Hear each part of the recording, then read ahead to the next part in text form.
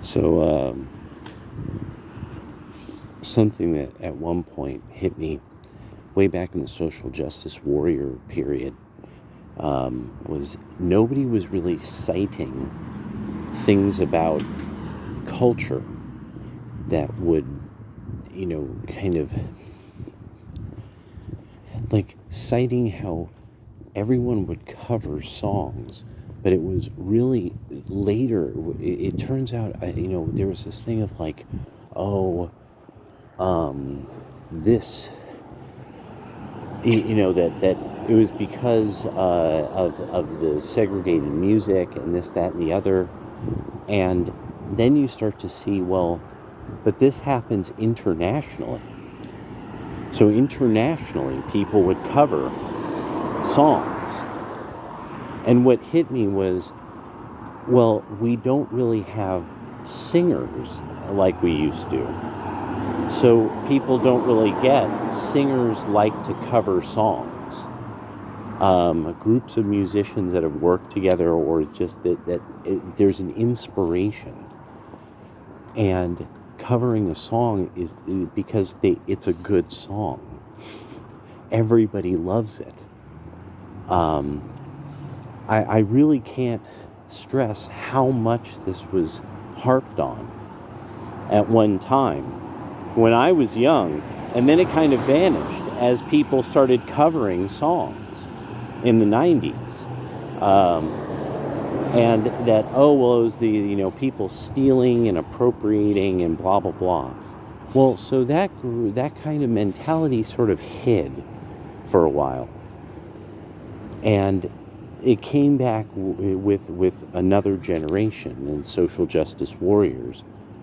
But then they were no longer citing music.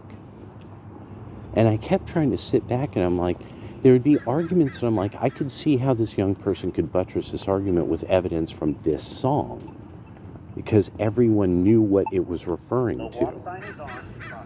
But they wouldn't, because they didn't know their own people's music anymore. And I'm like, how are you making these historical arguments if you don't even know the songs your mother danced to?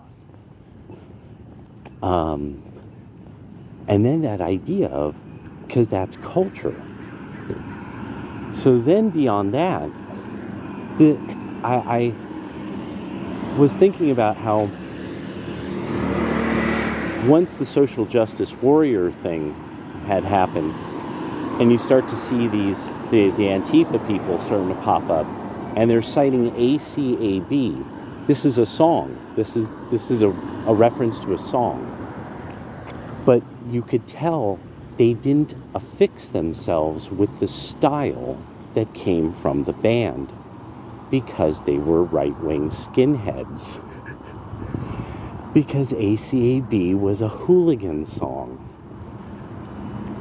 And so they were trying to kind of adopt a bit of that kind of cultural coolness in a way, but they didn't want to touch anything more than one statement. You never even hear them play the song. Like, they never play it on big speakers. They never play ACAB, because they don't want to play that band, because they're kind of ashamed.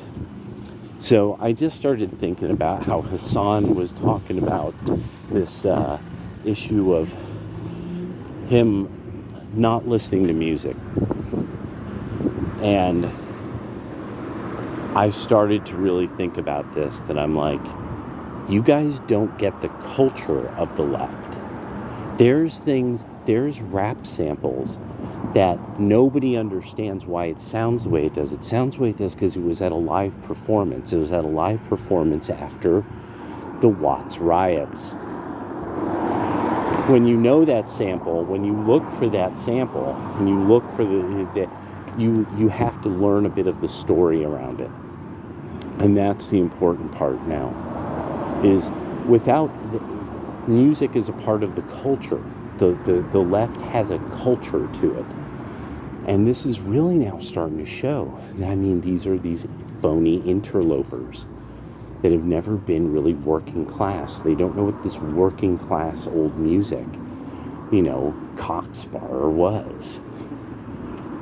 Yeah, and that's why they lost. They thought they were popular. They don't understand what popularity and good stuff is. Later.